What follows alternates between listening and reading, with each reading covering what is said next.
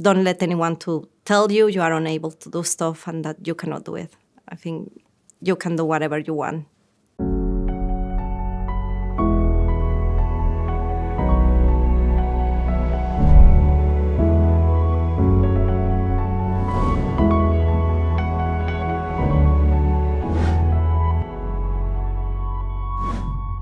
Hi everyone, my name is Paula Blanco Sanchez. I'm originally from Mexico. I'm a senior lecturer at Aston University and I do a lot of research in the area of bioenergy.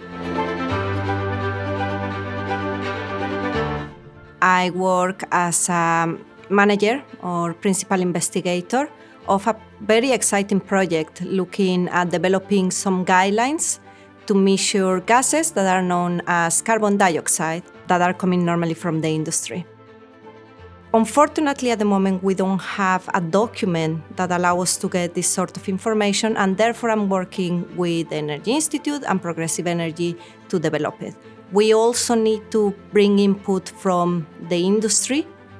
Different companies will bring in the knowledge, their expertise, their experience, and the requirements, and then we will take all these on board to put together a robust document to let people know how they can carry out these measurements. Yeah, I think that is a very interesting question. As I said, I'm originally from Mexico. I studied chemical engineering at the National Autonomous University of Mexico in the Faculty of Chemistry.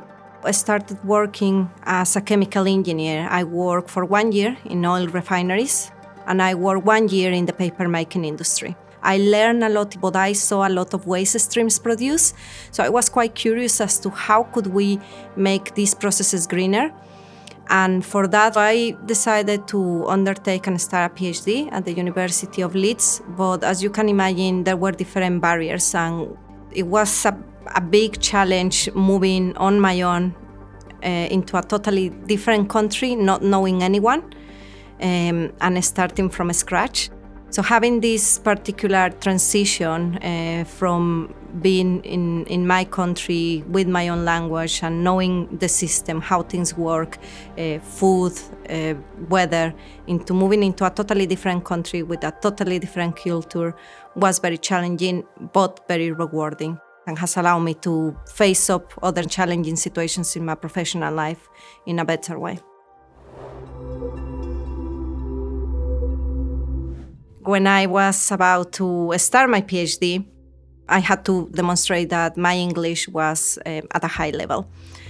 I had this person who told me that my English was not good enough. And obviously, if someone is telling you that, that puts you down. Fortunately, I managed to take the other approach, and instead of letting that put me down and not to continue doing stuff, I went on and was able to start my degree in PhD at the University of Leeds, despite what other people told me. So yeah, I think I would like to say that don't let anyone to tell you you are unable to do stuff and that you cannot do it. I think you can do whatever you want.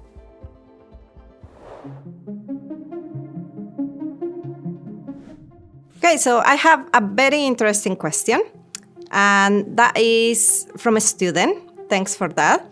And it says, how many products have been made and what are they made of? Well, we are talking about decarbonization, and really there is not a single product that we will have specifically for carbon dioxide applications.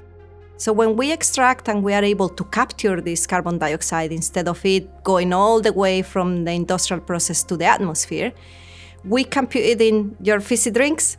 So that is one example of the products that have been made of the carbon dioxide.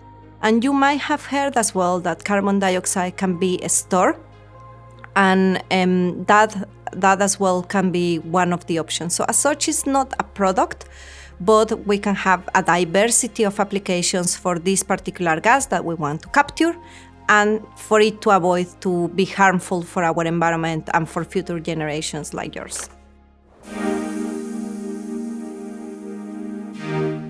we want to work towards net zero. That means that we don't want any more greenhouse gases to go into the atmosphere. We want to avoid these negative effects to be in the environment and to affect future generations. And IDRIC is allowing us to do that, having these conversations with people from the industry and to know more about what they need and how we can work together.